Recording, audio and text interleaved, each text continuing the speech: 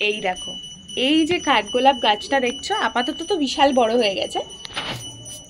আমি এই গাছটা কিনে এনেছিলাম প্রায় 1 বছর আগে।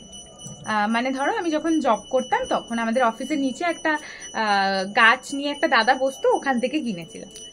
কিন্তু যা হয় আর কি, দেখবে বেসিক্যালি ফুলের গাছ নিয়ে আসলে একটা দুটো ফুল ফোটে, তারপর আর ফুটতে চায় না।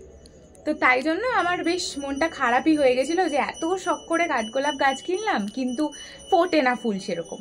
তা আমি যখন বিয়ের আগে অবধি তো ফোটেইনি, জুন মাসে যখন এসেছিলাম তখনও সেরমভাবে কোনো ফুল টুল দেখতে পাইনি।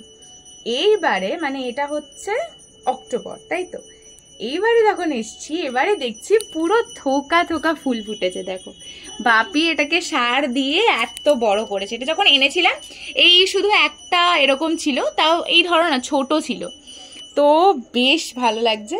তো আমার মতো কারা কারা তোমরা কাঠগোলাপ গাছ বা কাঠগোলাপ ফুলের গন্ধটা প্রচন্ড ভালোবাসো, অবশ্যই কমেন্ট করে জানিও।